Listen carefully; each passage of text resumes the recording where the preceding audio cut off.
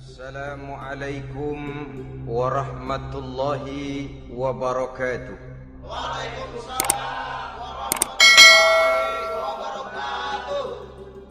Bismillahirrahmanirrahim. Alhamdulillahi rabbil alamin. Wassalatu wassalamu ala ashrafil mursalin, imamil muttaqin, sayyidil ghurril muhajjalin, wa ala alihi wa ashabihil mujahidin at-tahirin, amma ba'du. Saudara-saudara kaum muslimin rahimakumullah. Satu hari ketika seorang ulama besar bernama Al-Imam Al-Faqih Abu Lais tengah berjalan-jalan di dekat kota Basrah, berkelumpulah sekelompok orang di dekat beliau. Mereka datang mengajukan satu pertanyaan. Imam, kami ingin bertanya. Di dalam Al-Quran itu Allah Subhanahu wa ta'ala menjelaskan, Ud'uni astajib lakum. Berdoalah kepadaku, aku akan jawab doamu. Mintalah kepadaku, aku kabulkan permintaanmu. Itu dan begitu janji Allah di dalam Al-Quran. Kami, kata orang-orang tadi, sudah lama berdoa kepada Allah. Tapi kenapa sampai sekarang doa kami ini belum dikabulkan? Katanya, Ud'uni astajib lakum. Kalau kamu berdoa, aku jawab, aku penuhi, aku kabulkan doamu. Itu janji Allah. Kami sudah lama berdoa pagi, sore, siang, malam. Nyatanya sampai sekarang doa kami belum dikabulkan. Ini bagaimana? Apa ayat Quran salah? Apa Tuhan lagi lempengan gak denger?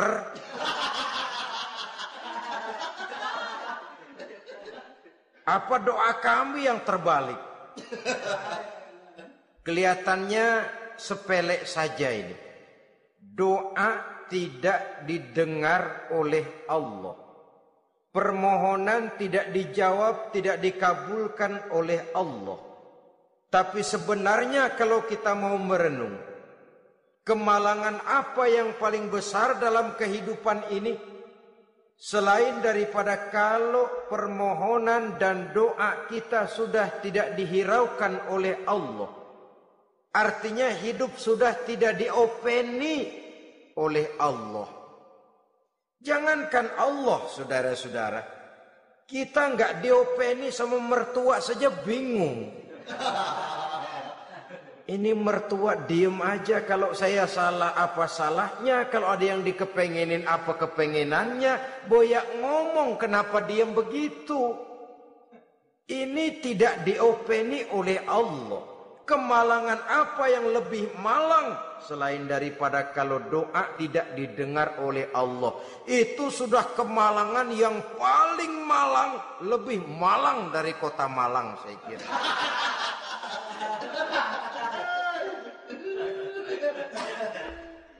Menghadapi pertanyaan ini, Imam Al-Faqih Abu Lais senyum. Lalu beliau berkata, tuan-tuan, tahu kenapa doa tuan-tuan tidak dijawab? Permohonan tidak dikabulkan? Allah sudah tidak memperdulikan tuan-tuan ini? Kami tidak tahu, Imam, maka kami bertanya. Begini, hati tuan-tuan itu mati. Dari hati yang mati, channel tidak nyambung kepada Allah. Dari channel yang putus tidak ada getaran strom, bagaimana akan timbul gejala? Hatimu mati, jadi pantas kalau doa tidak dikabulkan, permohonan tidak dipenuhi, doa tidak terjawab, hatimu mati. Saudara-saudara kaum muslimin, dari hati yang mati ini, getaran tidak akan sampai ke hadratullah azza wa jalla. Nah, ini juga satu penyakit yang kita sangat khawatirkan, yaitu apabila hati kita sudah mati selagi jasad masih hidup. Artinya, jadilah kita bangkai berjalan di hadapan Allah Subhanahu wa ta'ala. Sementara kita sangat disibukkan dengan menggali berbagai macam jenis obat penangkal penyakit zahir, dan kita kurang perhatian untuk mencari obat penangkal penyakit batin yang kalau diserang penyakitnya menghancurkan kehidupan abadi di akhirat nanti. Perkembangan ilmu kedokteran nyata benar diikuti dengan perkembangan jenis-jenis penyakit. Makin maju ilmu kedokteran, makin modern penyakit. Ngerti juga rupanya itu penyakit. Dulu kita tidak kenal yang namanya AIDS. Kita tidak tahu yang namanya liver. Kita tidak kenal yang namanya stres.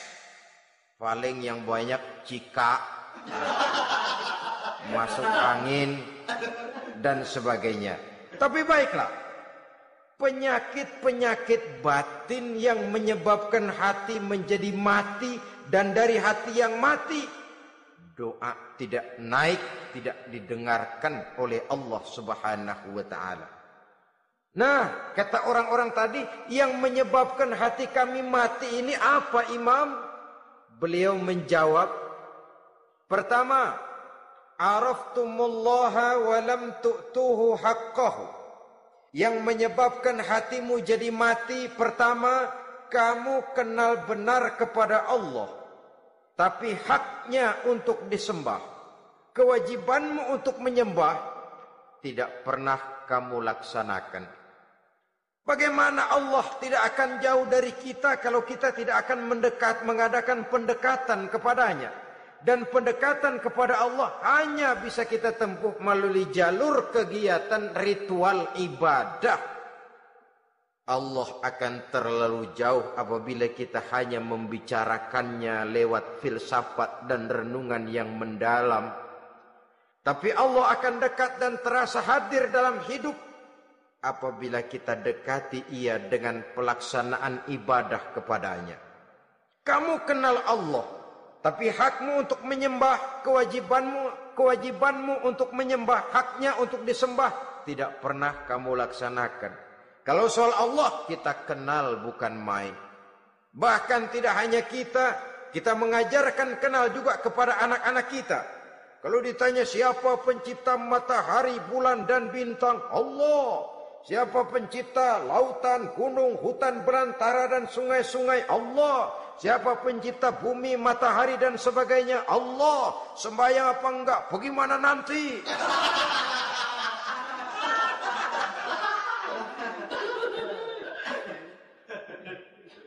Tanpa pendekatan, Allah akan jauh.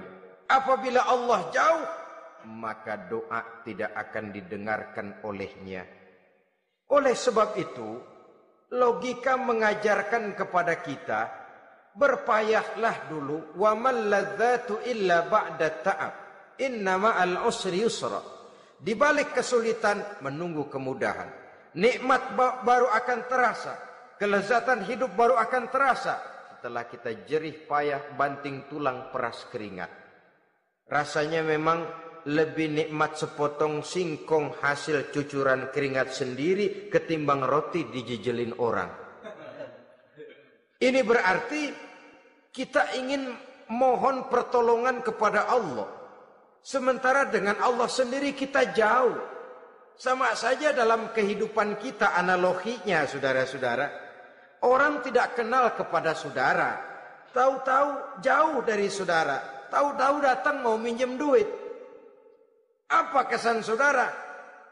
Enak aja, kenal enggak, dekat enggak, datang-datang mau minjem duit. Emang duit percetakan bapak lu?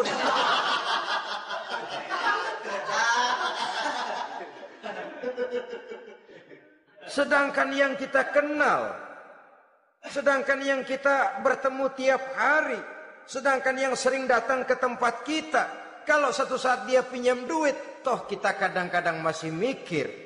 Apalagi datang nggak pernah, berkunjung nggak pernah, ngobrol nggak pernah. Apalagi kenal juga nggak pernah. Datang-datang mau minta. Macam apa? Datang nemuin Tuhan setahun 2 kali. Idul Fitri, doang Idul Adha. Doa cerewet banget. Apa aja? Apa aja diminta. Saudara hadirin, bagaimana doa akan kabul, permohonan akan dijawab? Jikalau kita jauh dari Allah, kita kenal Allah, haknya untuk disembah, kewajibannya untuk menyembah, tidak pernah kita laksanakan. Itu yang menyebabkan hati kita lalu menjadi mati. Padahal mengenal Allah, setelah mengenalnya, mengadakan pendekatan kepadanya melalui ritual ibadah yang dicontohkan oleh Rasulullah Sallallahu Alaihi Wasallam. Ini hal pertama yang menyebabkan hati jadi mati. Kamu terlalu kenal Allah tapi tidak pernah menyembah kepadanya. Sama aja orang kerja kagak, habis bulan mau minta gaji. Karena kita jitak palanya. Macam apa? Kerja enggak, tahu-tahu datang mau minta gaji. Kerja dulu yang baik, habis bulan baru. Enggak diminta pun memang sudah ada jatahnya. Ibadah dulu kita kepada Allah. Soal Allah memberikan karunia kepada kita, itu hak Allah. Apabila kita dekat dengannya, ibadah yang kita laksanakan benar, karunia itu akan datang kepada kita. Saudara-saudara, yang kedua yang menyebabkan hati jadi mati, qara'tumul Qur'an walam ta'malu bih. Kamu baca Al-Qur'an tapi ajarannya tidak pernah kamu amalkan. Kamu baca Qur'an tapi isinya kamu injak-injak. Sehingga ada peringatan dari Rasul sallallahu alaihi wasallam. Beliau bersabda, "Iza azzamat ummatid dunya wa fi riwayatin dinaron wa dirhaman nuzi'at minha haibatul Islam. Wa iza turikatil amru bil ma'rufi wan nahyu 'anil munkari hurimat 'alaihim barakatul wahyi. Wa iza tasabat ummati saqatat min ainillah." 3 peringatan keras tapi yang merupakan gejala penyakit kita umat Islam diperingatkan oleh Nabi kita. Pertama, iza azzamat ummatid dunya. Apabila umatku telah terlalu mengagung-agungkan dunia. Apabila umatku telah jatuh menjadi umat yang materialistis. Segalanya diukur dari sudut keduniaan saja. Nuzi'at minha haibatul Islam, maka akan dicabutlah dari mereka kehebatan agama Islam. Hilang kehebatan Islam apabila kita jatuh menjadi umat pengagung dunia, penyembah materi. Nilai kita, keberadaan kita tidak dihargai orang lain. Orang memandang kita remeh saja. Orang Islam gak ada apa-apanya, bayar aja. Bisa dibeli, bisa diatur, bisa dikerjain, garap saja. Nuzi'at minha haibatul Islam, hilang dari mereka kehebatan Islam ini. Kenapa? Mereka telah mengagungkan dunia dan menjadikannya sebagai tujuan. Padahal dunia cuma alat, materi cuma alat, harta cuma alat. Yang kedua, wa iza turikatil amru bil ma'rufi wan nahyu 'anil munkari hurimat 'alaihim barakatul wahyi. Apabila telah ditinggalkan amar ma'ruf dan nahi munkar, maka hilanglah keberkahan wahyu. Ini yang ada hubungannya dengan masalah kita. Kita baca Quran, kita tidak amalkan isinya. Bagaimana hati tidak jadi mati? Amar ma'ruf dan nahi munkar ditinggalkan orang, hilang keberkahan wahyu. Pada saat itu boleh jadi Quran ada, tapi cuma tinggal tulisan saja. Islam ada, cuma tinggal sekedar nama saja. Diseminarkan, disimposiumkan, dimuktamarkan, tapi tidak dijabarkan dalam kehidupan sehari-hari. Apabila amar ma'ruf dan nahi munkar telah ditinggalkan orang, hilang keberkahan Quran. Akibatnya apa? Apabila amar ma'ruf tidak lagi digalakkan orang, nahi munkar tidak dilaksanakan orang, lalu orang menilai sesuatu menurut seleranya sendiri. Mana yang ma'ruf, mana yang munkar, tidak ada lagi patokan utama. Kalau baik kata otaknya, dia kerjakan. Tidak baik menurut otaknya, dia tinggalkan. Agamanya adalah otak, berhalanya adalah akal. Akhirnya umat kehilangan pedoman. Tidak lagi jelas mana batas yang ma'ruf, mana batas yang munkar. Dalam kondisi sedemikian, akhirnya akan terjadi penjungkiran nilai. Paling celaka nantinya, yang ma'ruf malah dianggap munkar, yang munkar malah menjadi ma'ruf. Peringatan ketiga dari Nabi, wa iza tasabat ummati saqatat min ainillah.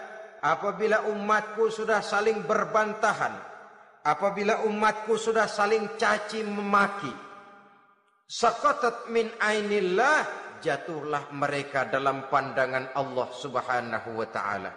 Hilang wibawa umat yang sudah saling mencaci maki, saling menjatuhkan, saling gasak, gesek, gosok. Justru agama menganjurkan kita ini saling asah, asih, asuh. Kadang yang kita praktekkan, kita ini saling gasak. Yang kedua, saling gesek. Yang ketiga, saling gosok. Gasak, gesek, gosok. Kacau kita ini. Saling gasak, menjegal kawan seiring, menggunting dalam lipatan. Saling gosok, fitnah sana, fitnah sini. Saling gesek, sikut kiri, sikut kanan. Tidak peduli orang lain luka dan sebagainya. Yang penting dia bisa nangkring. Jatuh kita dalam pandangan Allah apabila umat sudah saling mencaci maki. Maka kita kembali kepada persoalan, hal kedua yang menyebabkan hati jadi mati, qara'tumul Qur'an walam ta'malu bih. Kita baca Al-Quran, tapi ajarannya nyaris tidak kita amalkan di dalam kehidupan kita. Akibatnya hati lalu jadi mati. Itu yang kedua. Yang ketiga, yang menyebabkan hati jadi mati dan doa tidak terjawab, idda'aitum annakum min ummati Muhammadin sallallahu alaihi wasallam walam ta'malu bisunnatihi. Kamu mengaku, kamu memproklamirkan diri sebagai umatnya Nabi Muhammad, tapi sunnahnya tidak pernah kamu amalkan. Malahan perkembangan paling akhir, bukan saja tidak mau mengamalkan sunnah, malah mengingkari sunnah. Inna lillahi wa inna ilaihi raji'un. Oh, Nabi Muhammad itu manusia biasa seperti kita. Sebagai manusia dia bisa salah. Dan ternyata hadis banyak yang palsu. Yang otentik cuma Quran. Selebihnya adalah sejarah. Tidak ada itu sunnah. Langsung saja kepada Quran. Oh, hadis itu bukan sumber hukum. Oh, tidak perlu mengamalkan sunnah. Saudara-saudara kaum muslimin, mengaku kita umat Nabi, tapi sunnahnya kita campakkan, tidak kita amalkan. Setelah tidak kita amalkan, kita campakkan. Setelah kita campakkan, kita ingkari pula. Inna lillahi wa inna ilaihi raji'un. Bagaimana hati tidak jadi mati? Kalau siang malam kita memproklamirkan diri sebagai umat Nabi Muhammad, sementara sunnahnya kita campakkan, kita abaikan, dan kita ingkari dia, sunnah itu. Padahal jikalau sekarang kita mengenal Islam, jikalau kita sekarang mengerti halal haram, tahu hak batil, bisa memilah dan memilih antara yang ma'ruf dengan yang munkar, itu utamanya adalah karena jasa Nabi Muhammad SAW. Yang dari generasi ke generasi dilanjutkan oleh para sahabat, oleh tabi'in, oleh tabi'it tabi'in, terus oleh para ulama-ulama sampai kepada kita sekarang ini. Walaupun beliau hanya berfungsi sebagai penyampai, tapi kepribadiannya dijadikan model oleh Allah Subhanahu wa taala di dalam kita melaksanakan kehidupan beragama. Bahwa beliau manusia seperti kita, memang dalam arti unsur biologisnya ya manusia, punya darah, punya daging, punya hati, punya perasaan, bisa sedih, bisa gembira. Tetapi beliau itu termasuk basyarun la kal basyar, manusia yang tidak seperti manusia pada umumnya, punya spesifik, dan itu wajar sebagai seorang rasul pilihan Allah, apalagi merupakan rasul pilihan dari sekian puluh pilihan. Bahwa jamrud itu batu memang, tapi nilainya kan berbeda dengan batu kolar. Satu truk batu kolar dengan barangkali segenggam batu jamrud, nilainya tentu jauh lebih mahal batu jamrud. Kalau soal batunya, sama batunya, tapi nilainya berbeda karena esensinya berbeda. Kita manusia, Nabi Muhammad juga manusia, sama manusianya memang, tapi kualitasnya, nilainya tentu jauh panggang daripada api. Itu sebabnya Allah menjadikan beliau sebagai model. Laqad kana lakum fi rasulillahi uswatun hasanah. Di dalam diri Rasul itu terdapat contoh teladan yang sangat baik bagi kita.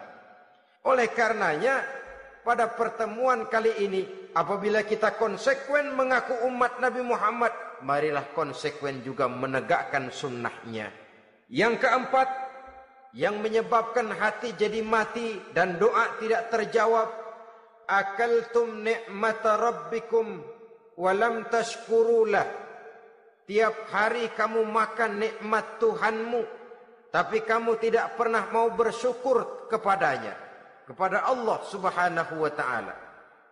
Nikmat Tuhan kita doyan banget, tidak pernah sehari dan sesaat pun terlepas diri dan hidup ini dari nikmat-nikmat yang diberikan Allah. Sejak kita bangun tidur sampai tidur kembali, bahkan tidur itu sendiri, di pasar, di sawah, di kantor, dimanapun kita berada, nggak pernah nikmat Allah berhenti. Hidup kita dalam alam diberikan segala fasilitas untuk menunjang kehidupan. Nggak pernah Allah pasang pajak matahari, nggak pernah Allah pasang pajak gas udara. Nikmat-nikmat yang banyak itu tiap hari kita kecap, tiap hari kita nikmati. Tapi kita tidak pandai bersyukur. Padahal Allah memberikan peringatan keras dalam hadis qudsinya. Man lam yashkur ala na'mai wa lam yasbir ala balai falyakhruj min tahti samai wal yatlub rabban siwaya. Siapa yang tidak mau bersyukur terhadap nikmat yang aku berikan kepadanya dan tidak mau bersabar terhadap ujian yang aku berikan kepadanya, silahkan keluar saja dari kolong langit ini dan cari Tuhan selain aku. Diusir oleh Allah. Kalau orang tidak mau bersyukur terhadap nikmat yang aku berikan dan tidak mau bersabar terhadap ujian yang aku timpakan, keluar dari kolong langitku, keluar, cari Tuhan selain aku. Diusir. Lah yang ngusir Allah. Anak sekarang bilang mau ke Menong.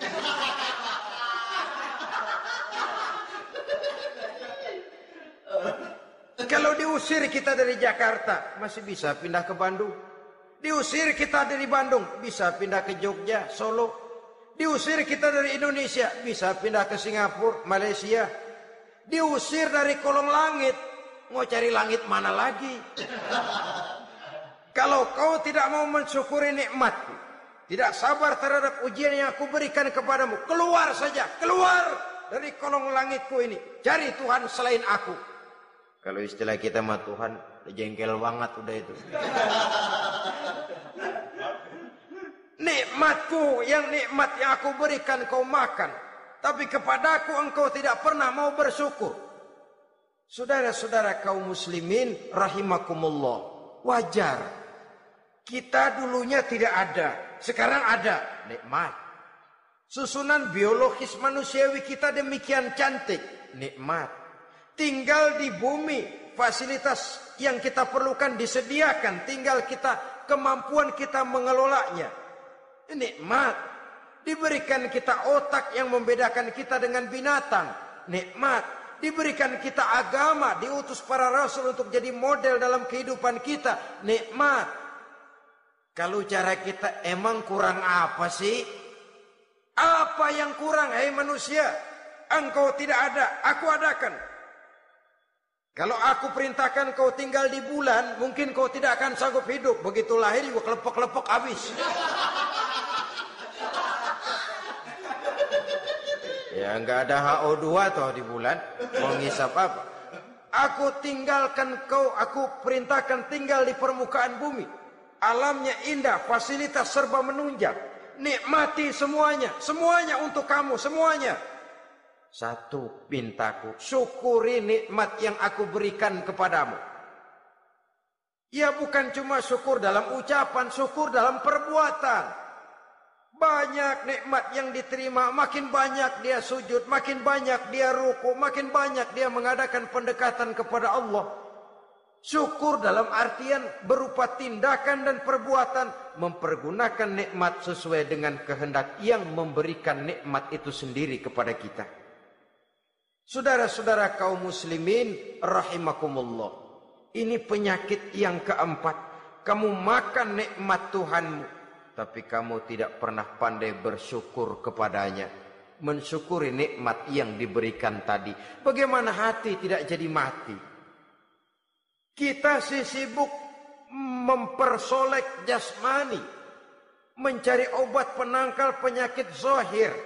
Maka yang ramai di zaman sekarang, saudara lihat, salon, fitness, senam, macam-macam jenis. Tidak ada salahnya dan tidak ada jeleknya. Tapi kalau itu sampai melupakan kita kepada memperindah batin, memperbaiki jiwa, artinya bukankah kita perlahan tapi mempersiapkan diri menjadi bangkai berjalan di hadapan Allah.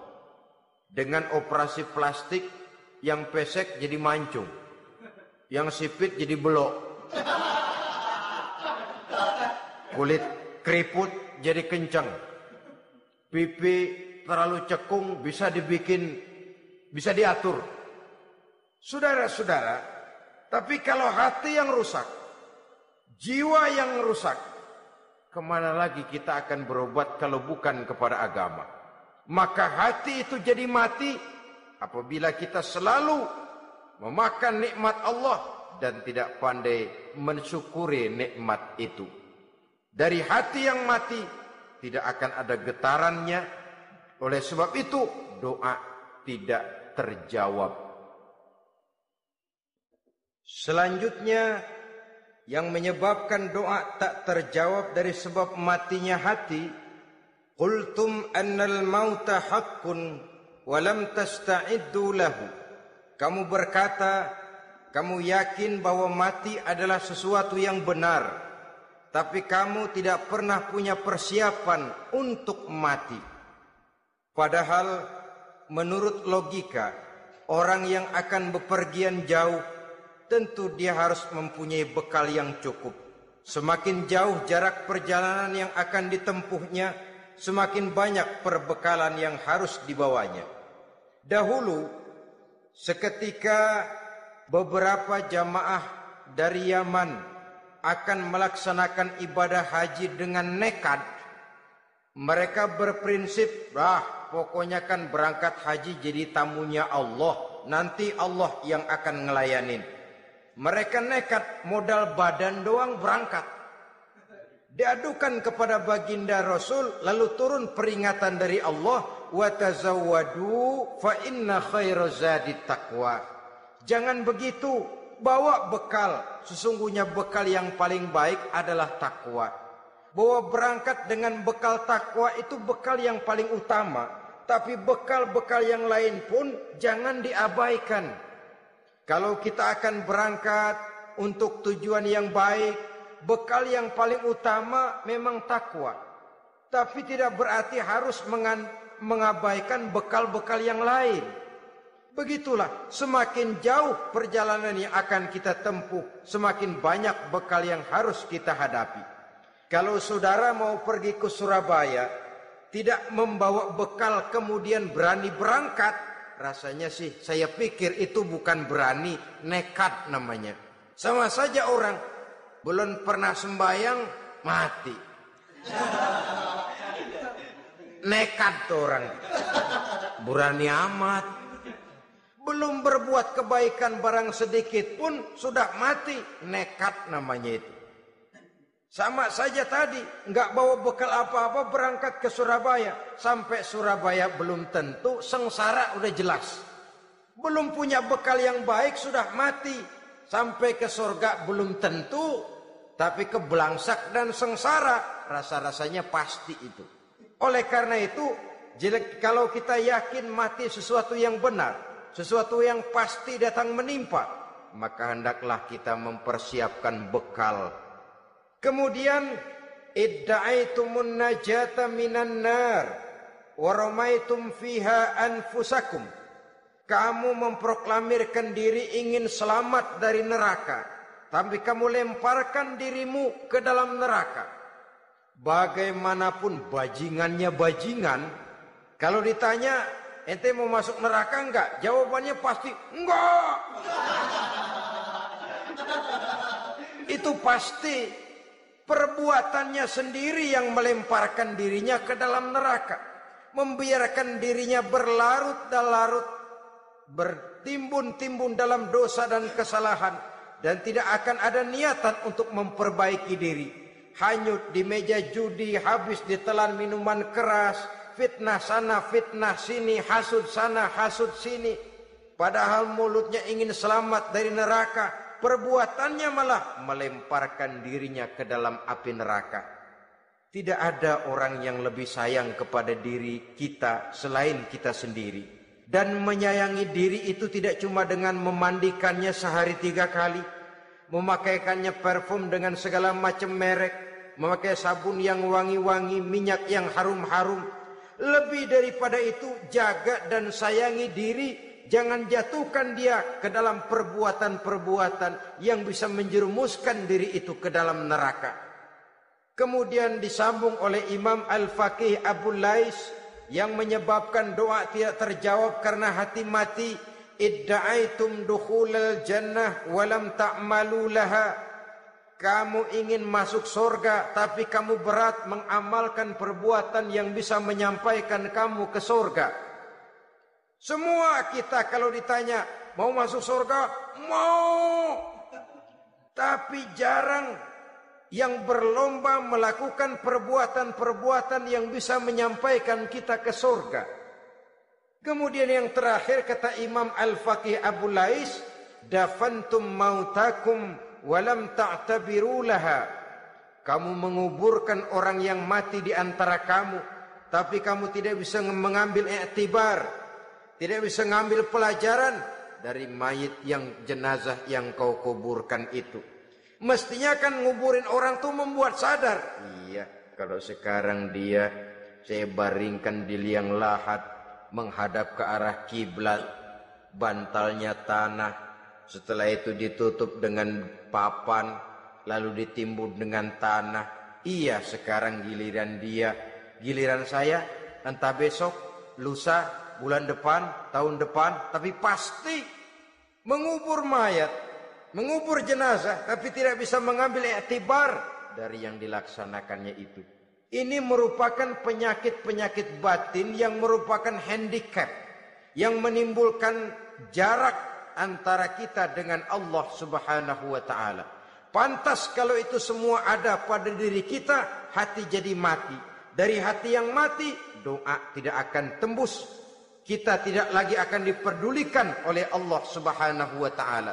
Dan itu sekali lagi kemalangan yang terbesar dalam kehidupan kita.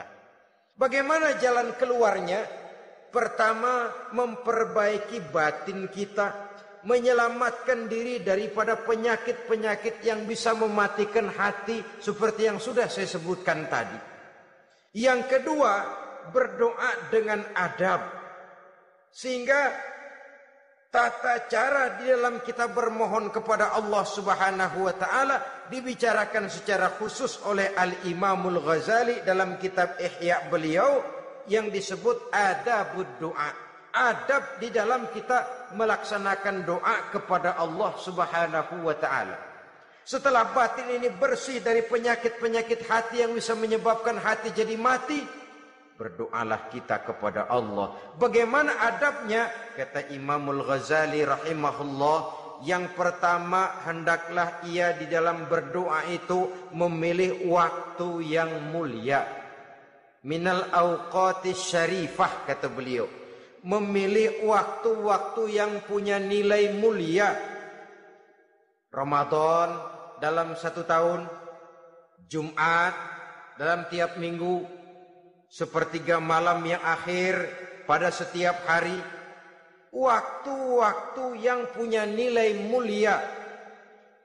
Walaupun misalnya saudara berdoa pada hari Kamis, tidak ada halangannya Allah mau kabulkan. Ini tidak berarti bahwa kalau sudah berdoa hari Jumat lalu hari Kamis tidak mau berdoa, tidak. Lebih memilih mengintai waktu-waktu yang punya nilai mulia. Lailatul Qadar sekali dalam setahun. Waktu-waktu yang punya nilai mulia. Logikanya begini saudara-saudara. Kalau kita datang ke rumah seseorang, tujuan utama kita minjem duit, yang paling pertama kita perhitungkan tanggal berapa nih? Kan itu toh. Tanggal berapa? Kalau tanggal 20 atuh minjem duit. Orang lagi ngap-ngapan. Boro-boro dia bisa minjemin, dia sendiri mungkin lagi pusing. Kita lebih dulu kita amatin tanggal berapa nih? Yang enak sore apa siang? Jam 2. Jam 2 dia baru pulang dari kantor, tapi giliran tidur. Kalau dia tidur dibangunin datang mau minjem duit kagak dimaki-maki sudah kebagusan deh.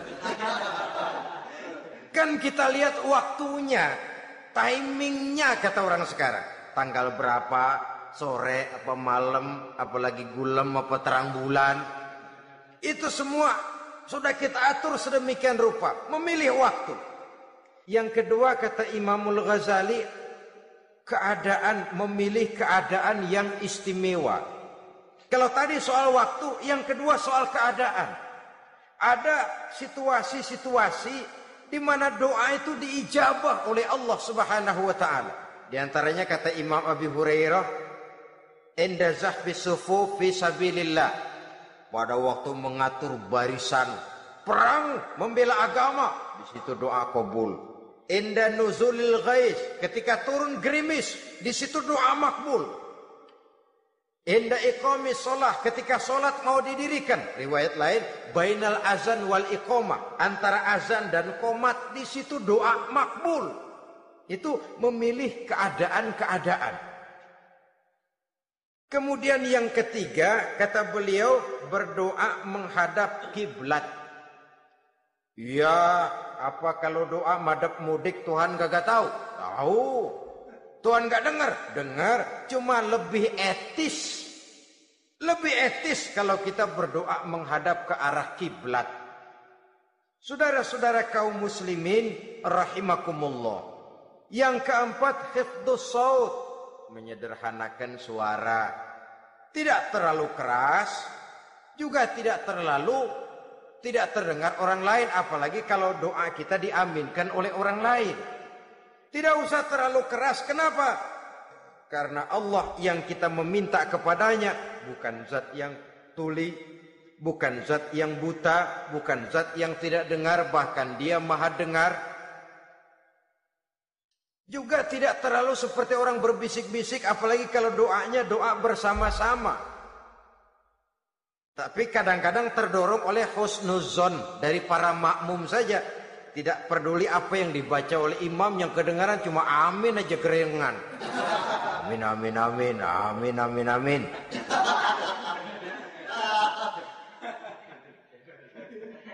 Juga tidak terlalu keras.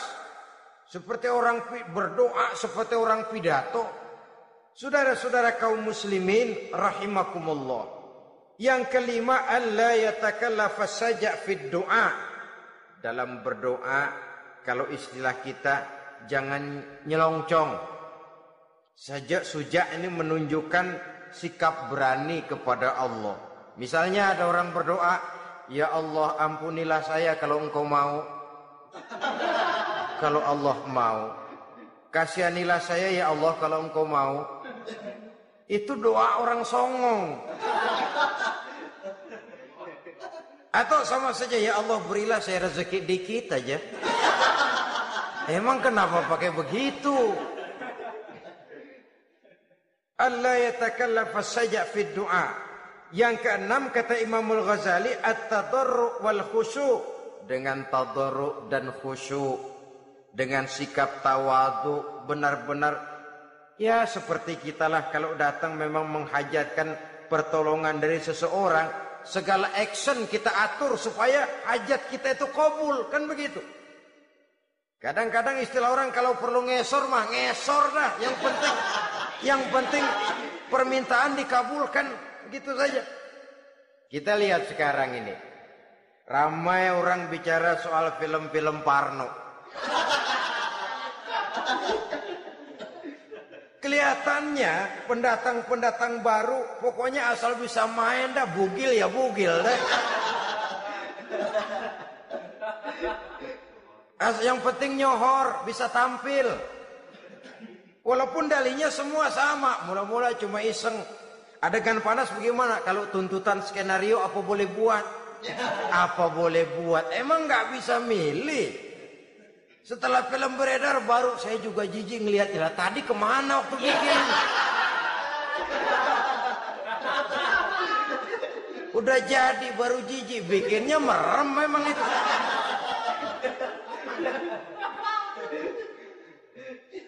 Tapi ada satu analogi, asal bisa main, asal bisa tampil di layar, apa saja jadi taruhan sudah, bugil ya bugil dah, nggak soal dah, pokoknya bisa main, tampil, nyohor, masuk koran. Udah seperti kata-kata orang Arab, bul ala zamzam fatu'raf. Kalau pengen terkenal kencingin sumur Zamzam. Artinya apa? Bikin yang aneh-aneh, yang orang nggak kerjain, ntar ngetop. Yang ngetop lempengan jeleknya. Sumur Zamzam dikencingin, kan nyohor itu. Sedunia orang kenal. Kenapa? Gila. Saudara-saudara kaum muslimin rahimakumullah, sangat kita sayangkan kalau lalu orang berlomba-lomba dengan cuma modal paha mulus, wajah cantik, dimauin apa saja mau lalu bisa tampil. Akibatnya yang jadi korban adalah anak-anak kita. Disuguhi tontonan-tontonan yang meracuni jiwa mereka. Walaupun akibatnya barangkali ya lain, seperti band orkes dengan film memang akibatnya tidak langsung ya. Kalau band orkes akibatnya langsung, dia bisa berantem di tempat lokasi. Film orang nonton tahu dia di tempat itu, bukan di tempat itu dia praktek, pulang jadi pikiran dia. Tadi serem ya, ntar kalau ada kesempatan kita praktek. Nah, ntar ngancemnya itu yang gak enak. Tapi yang saya analogkan dengan persoalan kita, tingkah pola artis apapun dilakukan asal bisa main. Nah itu tuh, asal dapat kesempatan acting. Dalihnya ya tuntutan skenario lah, iseng lah, macem-macem lah. Tapi yang jelas satu target, saya harus dapat kesempatan main. Untuk sampai ke situ, cara apa saja harus saya tempuh. Tidak peduli harus menginjak-injak norma dan budaya bangsa yang luhur. Tidak peduli harus bertentangan dengan kaidah agama. Tidak peduli hasilnya meracuni umat masyarakat, terutama generasi muda. Yang penting kan ngetop. Saudara-saudara, baiklah ya, itu soal lain. Tapi soal kita ialah at-tadarru wal khusyu'. Bermohon kepada Allah dengan tadarru', khusyuk dan tawadu. Seperti kalau kita mau bermohon kepada seseorang, kita merendahkan diri. Pak, saya memang orang gak mampu pak. Utang saya udah selebar kampung pak. Anak udah 16 seperempat. Apa saja kita meratap, menghibah, mengeluh, merintih, ujungnya kan yang penting gue minjem duit dapat dah gitu. Apa kayak diomongin, pokoknya pulang bawa duit, itu saja. Itu strategi manusiawi. Kalau ini kita adakan konteks, oh iya, kepada Allah lebih lagi kita tadarruk, khusyuk, tawadhu. Doa dengan tawadhu, sebab kita akan bermohon kepada yang serba maha. Menghadap ke arah kiblat, duduk bertafakur dengan khusyuk, tawadhu. Jangan doa sembari tolak pinggang.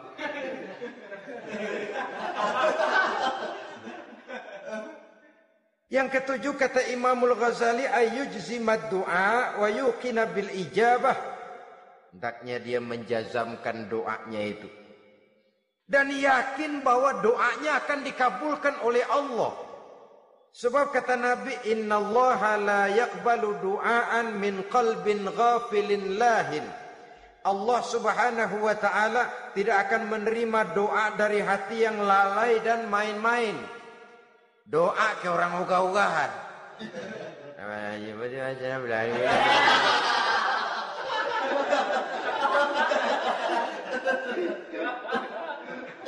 Kali malaikat nyongok dong, lu minta apa lu?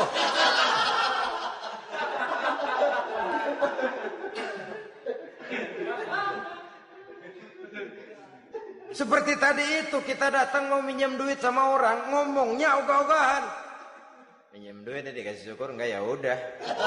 Ya enggak dah, enggak dikasih sudah. Kenapa? Mintanya begitu. Enggak serius dan enggak yakin bahwa doanya akan dikabulkan. Kalau kita sudah punya keyakinan, jangan-jangan doa saya enggak diterima Allah. Enggak. Ana, kata Allah, ana inda zanni abdi bi. Aku sih bagaimana menurut sangka hambaku kepadaku saja. Kalau sangkanya baik, aku baik. Kalau sangkanya doanya dikabulkan, aku kabulkan. So itu doa harus dengan pasti dan harus dengan yakin doa itu akan dikabulkan dan meluruskan harapan, membenarkan cita-cita, meluruskan maksud apabila doa itu dikabulkan oleh Allah Subhanahu wa taala. Saudara-saudara, oleh karenanya jangan doa setengah hati. Jangan berdoa sambil main-main. Apalagi menghadap kiblat dengan dua tangan terangkat sebagaimana dicontohkan oleh Rasulullah sallallahu alaihi wasallam. Bahwa berdoa tanpa mengangkat kedua tangan pun Allah tahu. Allah dengar. Tapi kelihatannya kurang serius. Seolah-olah terserah ada Tuhan, mau dikasih ya kasih, enggak ya udah. Seolah-olah kita tidak serius dalam berdoa. Kemudian yang berikutnya kata Imamul Ghazali, ayyaftatahad du'a bi dzikrillah fala yabda'u bisu'al. Hendaknya dia mulai berdoa itu dengan menyebut nama Allah, berzikir kepada Allah, fala yabda'u bisu'al, jangan langsung memulai dengan permintaan. Ini tata krama etisnya. Sama juga orang kirim surat, salam sejahtera kami haturkan, padahal mah nggak ada itu juga nggak apa-apa. Itu kan maksud mukaddimah saja. Besar harapan kami semoga Bapak dan keluarga di sini pun berada dalam keadaan sehat walafiat. Selanjutnya kami telah dengar dari berbagai teman tentang kedermawanan Bapak, tentang bantuan Bapak di berbagai bidang yang menyangkut sosial pendidikan. Sehubungan dengan itu maka kami bermaksud mengajukan permohonan. Baru masuk itu mah 15 kalimat kesonoin, urusan lain. Intinya sehubungan dengan itu kami bermaksud memohon kepada Bapak. Kita mulai, salam sejahtera kami haturkan, bersama ini pula kami, macam-macam lah. Sama juga seperti tadi itu, kita datang mau minjem duit, datang karena kita tahu datang habis bulan, malam terang bulan, udaranya sejuk, ngobrol lah kita, dapet teh, apa kabar Pak? Baik. Aduh Bapak sih, untung dah Pak, kayak pemurah lagi. Saya tahu Bapak banyak nyumbang di mana-mana, Diangon aja tuh orang diangon.